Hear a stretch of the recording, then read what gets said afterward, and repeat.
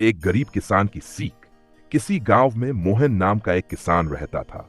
वह बहुत मेहनती था, लेकिन उसकी मेहनत का फल उसे कभी नहीं मिला। वह सुबह से शाम तक खेतों में काम करता, फिर भी उसकी फसलें अच्छी नहीं होती।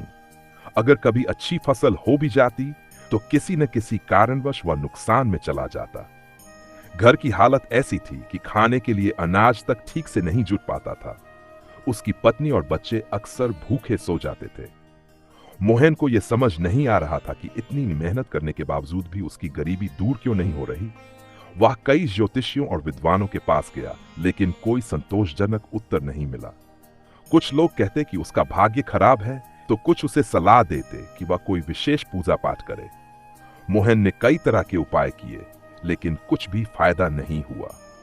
गांव के बुजुर्गों की सलाह। एक दिन गांव के कुछ बुजुर्गों ने मोहन को देखा कि वह बहुत चिंतित और उदास बैठा है।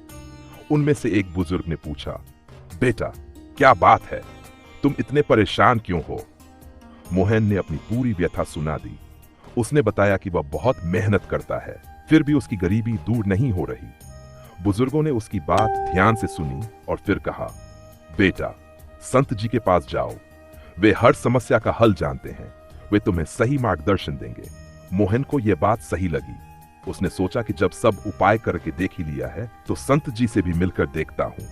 शायद वहीं उसकी समस्या का हल बता सकें। संत जी का आश्रम दिन मोहन संत जी के आश्रम पहुंचा। वहां संत जी अपने शिष्यों को उपदेश दे रहे थे। मोहन ने धैर्यपूर्वक प्रतीक्षा की, और जब संत जी खाली हुए तो उनके पास जाकर अपनी पूरी समस्या बताई। संत जी मुस्कुराए और बोले, बेटा, तुम्हारे सवाल का जवाब मैं नहीं, बल्कि सुरभि गौ माता देंगी। कल प्रातःकाल आ जाना। मोहन को यह बात थोड़ी अजीब लगी। उसने सोचा कि भला एक गाय कैसे मेरी समस्या का हल बताएगी, लेकिन संत जी का सम्मान करते हुए उसने उनकी बात मानने का निश्चय किया। दूसरे दिन सूर्योदय होते ही मोहन आश्रम पहुंच गया। संत जी ने उसे गौशाला में ले जाकर एक सुंदर गौ माता के पास खड़ा किया। फिर उन्होंने गौ माता को स्नान कराकर उनके सामने ताजा घास रख दी। संत जी बोले, गौ माता से प्रार्थना करो, वे तुम्हें तुम्हारी गरीबी का कारण बताएंगी। मोहन ने श्रद्धा से गौ माता के सामने हाथ जोड़े और प्रार्थना की, हे गौ माता, कृपया मुझे बताइए कि मैं किस पाप के कारण गरीब हूं। गौ माता ने प्रेम से मोहन की ओर देखा और धीरे धीरे बोलने लगी, वत्स, मनुष्य गरीबी का शिकार सिर्फ भाग्य से नहीं होता, बल्कि अपने कर्मों से भी होता है। तुम्हारी गरीबी का मुख्य कारण अन्न और धन का अपमान है। मोहन आश्चर्यचकित हो गया। उसने पूछा, गौ माता, कृपया विस्तार से समझाइए। अन्न और धन का अपमान, गौ माता ने समझाया। मनुष्य जब भोजन का अनादर करता है, बचा हुआ अन्न फेंक देता है, अन्न को अपवित्र करता है, या किसी भूखे को भोजन नहीं देता, तो लक्ष्मी माता उससे रुष्ट हो जाती है। गौ माता ने आगे कहा, धन की बर्बादी भी इसी तरह होती है। जो धन का सदुपयोग नहीं करता, उसका दुरुपयोग करता है, वह सदा दरिद्र बना रहता है। ऐसे लोग चाहे कितनी भी मेहनत कर ले, उन्हें कभी सुख समृद्धि नहीं मिलती। गौ माता की बात सुनते ही मोहन को अपने बचपन की बातें याद आ गई। जब वह छोटा था तो अक्सर भोजन प्लेट में छोड़ देता था। उसकी माँ उसे समझाती थी कि अन्न देवता का अपमान मत करो, लेकिन वह लापरवाह था। उसे लगता था कि थोड़ा बहुत खाना फेंकने से कोई फर्क नहीं पड़ता। जब बड़ा हुआ और व्यापार शुरू किया तो उसने धन को बहुत फिजूल खर्ची में उड़ा दिया। उसने विलासिता में पैसे खर्च किए, लेकिन कभी गरीबों की मदद करने का विचार नहीं किया। उसे लगता था कि पैसा उसकी मेहनत का फल है और उसे जैसे चाहे वैसे खर्च करने का हक है।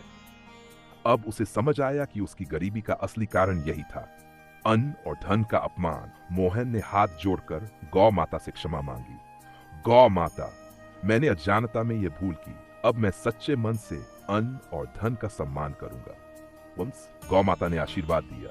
वत्स, आज से तुम जो भी अन्न मांग करो, व्यर्थ मत करो, धन का सदुपयोग करो और जितना हो सके जरूरतमंदों की मदद करो।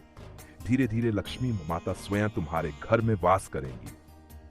मोहन ने गौ माता की बातों को दिल से स्वीकार किया और अपने जीवन को बदलने का संकल्प लिया। अब वह कभी भोजन व्यर्थ नहीं करता था। घर में जितना भी भोजन बनता, उतना ही खाया जाता और जो बच जाता उसे जरूरतमंदों को दे दिया जाता। धन के मामले में भी वह सतर्क हो गया। उसने अनावश्यक खर्च बंद कर दिया और जो धन बचता उसे अच्छे कार्यों में लगाना शुरू किया। उसने गरीबों की मदद करनी शुरू की और दान पुण्य करने लगा। धीरे धीरे उसकी आर्थिक स्थिति सुधरने लगी, उसकी फसलें अच्छी होने लगीं, व्यापार में भी लाभ होने लगा। कुछ ही वर्षों में वह गांव के संपन्न लोगों में गिना जाने लगा। इस कथा से हमें यह सीख मिलती है कि मनुष्य की गरीबी का कारण सिर्फ भाग्य नहीं बल्कि उसके कर्म भी होते हैं। अगर हम अन्न और धन का सम्मान करें, उसे व्यर्थ न गवाएं और जरूरतमंदों की सहायता करें, तो लक्ष्मी माता स्वयं हमारे जीवन में स्थायी रूप से निवास करेंगी। अन्न और धन का अपमान मत करो, तभी तुम्हारा जीवन खुशहाल होगा। अगर आपको वीडियो पसंद आई हो तो प्लीज़ चैनल को लाइक, शेयर और सब्सक्राइब कीजिए।